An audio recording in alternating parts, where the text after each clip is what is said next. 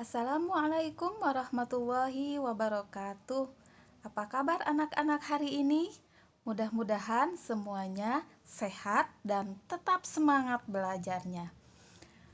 Alhamdulillah di awal tahun ajaran baru ini, Bu Pupa bisa bertemu lagi dengan anak-anak. Mudah-mudahan semuanya senang dan semangat ya, walaupun belajarnya masih dari rumah. Anak-anak, alhamdulillah hari ini kita bertemu akan belajar PPKN ya. Tema 1 karena kita yang pertama ini ya.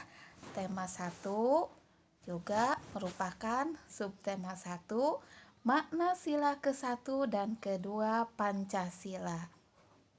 Nah, sebelum dilanjutkan pembelajaran kita hari ini, Bu Pupah mengajak semuanya membacakan basmalah bersama-sama agar pembelajaran kita ini menambah berkah.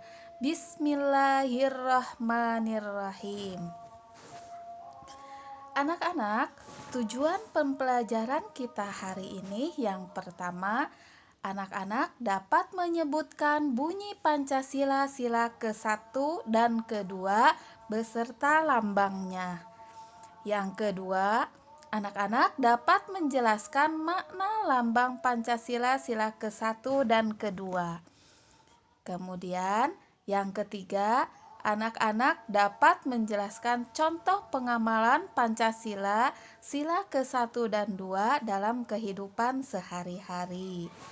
Nah, itu tujuan pembelajarannya. Sekarang kita akan memulai pembelajaran kita ya. Anak-anak tahu Pancasila? Ya, Pancasila merupakan dasar negara kita. Panca artinya 5, sila dasar. Ini memiliki 5 dasar ya. Sekarang sila ke-1, dasar yang ke-1 bunyinya ketuhanan yang Maha Esa. Nih, lambangnya sudah ada, lihat di gambar. Lambangnya bintang bersudut 5. Apa contoh pengamalannya dari Pancasila sila ke-1? Contoh pengamalannya yaitu bersyukur ya. Kita bersyukur itu merupakan contoh pengamalan Pancasila sila ke-1. Sekarang apa itu bersyukur? Nah, kita pelajari ya. Bersyukur. Bersyukur adalah berterima kasih atas karunia yang diberikan oleh Allah.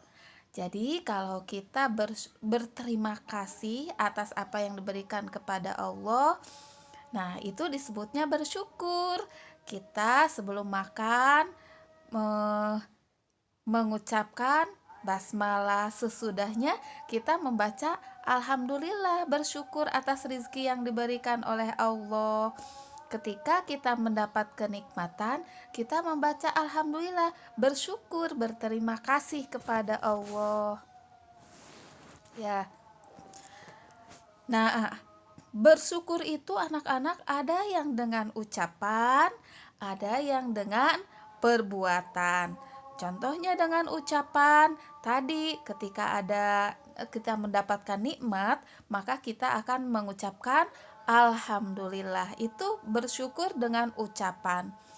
Kalau dengan perbuatan, contohnya kita sama Allah diberikan nikmat yaitu berupa badan yang sehat.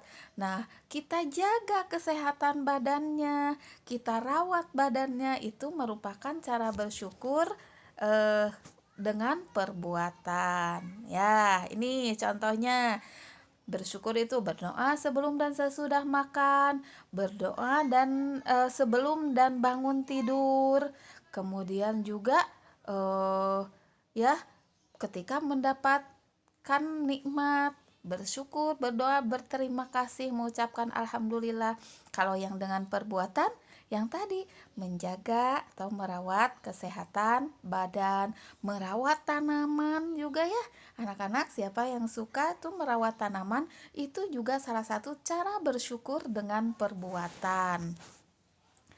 Kita lanjutkan sekarang sila kedua, dasar yang kedua.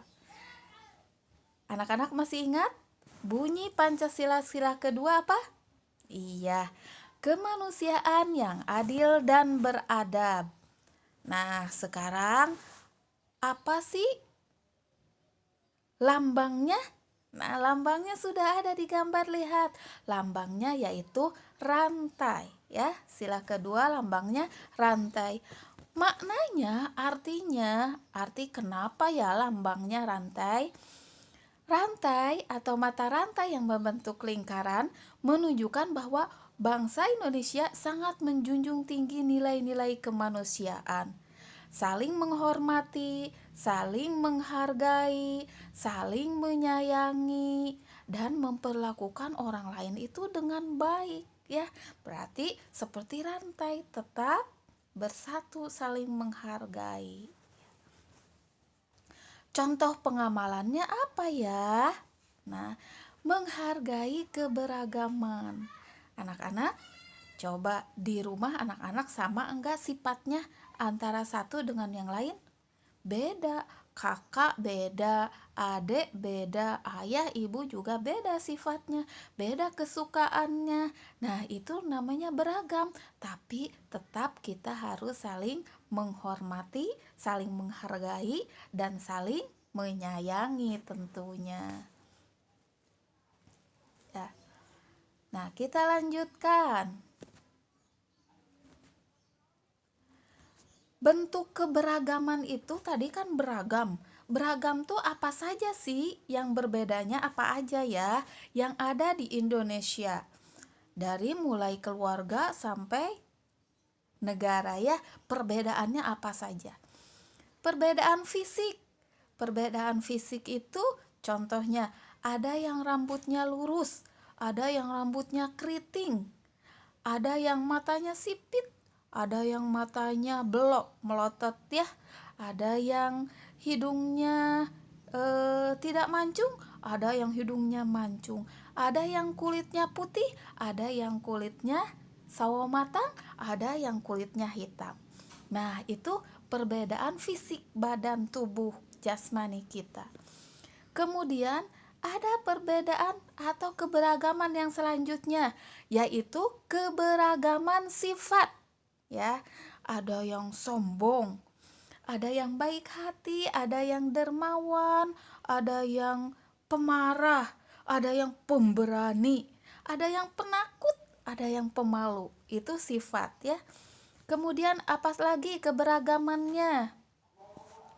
Ada keberagaman cita-cita. Nih anak-anak, di kelas saja anak-anak sekelas beda-beda kan cita-citanya.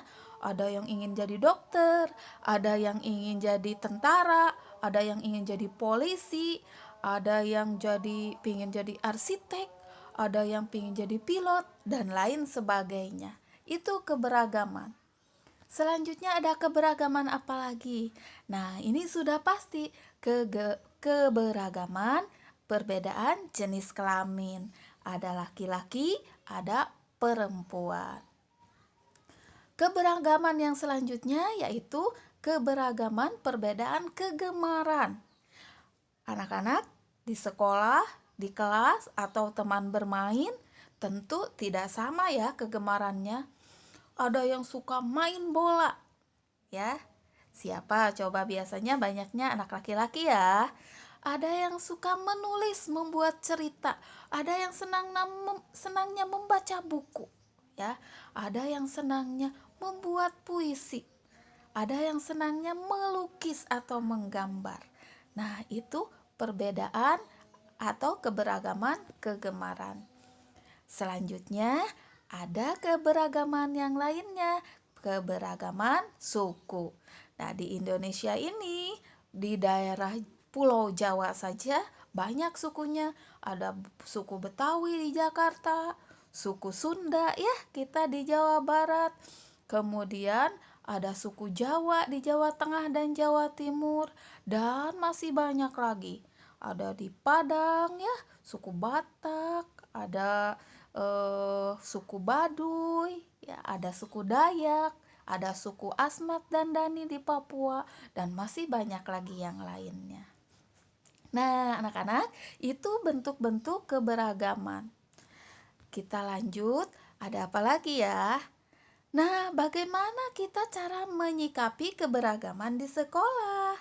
Anak-anak, bagaimana ya? Teman-teman di sekolah kan berbeda. Bagaimana menyikapinya?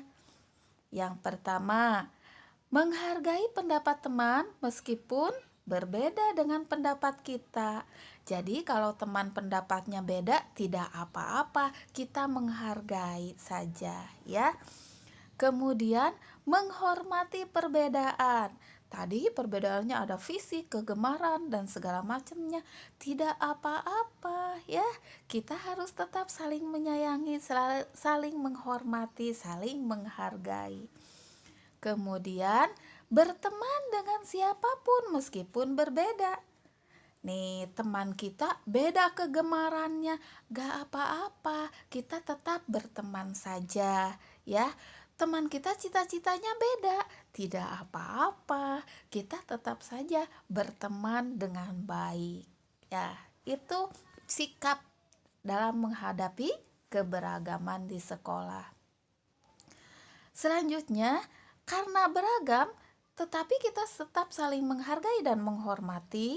Nah, sikap bersatu di sekolah itu, nih, manfaatnya apa?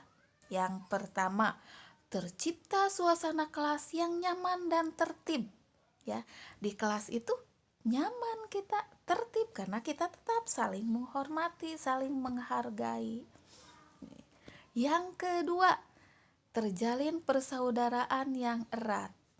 Ya, anak-anak tidak bermusuhan karena kita tetap bersatu, saling menghormati, saling menghargai. Kemudian dapat saling membantu jika mengalami kesulitan.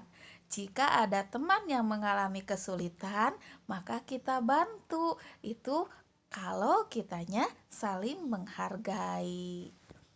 Kemudian manfaat yang selanjutnya, mencegah terjadinya perselisihan. Karena kita menghormati orang lain, karena kita menghargai orang lain, sehingga tidak terjadi perselisihan.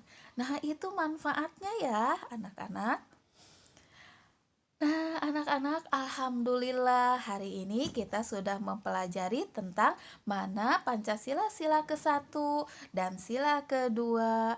Kemudian kita tadi ada manfaatnya bersatu dalam keberagaman, kemudian sikap kita menghargai keberagaman, kemudian bentuk-bentuk keberagaman yang ada di sekeliling kita. Mudah-mudahan anak-anak paham ya. Kalau tidak paham, boleh bertanya langsung ke ibu guru. Terima kasih ya anak-anak. Alhamdulillah. Untuk selanjutnya silakan anak-anak dibaca panduannya, kemudian dikerjakan latihannya. Terima kasih ya. Tetap jaga kesehatannya dan tetap semangat belajarnya. Assalamualaikum warahmatullahi wabarakatuh.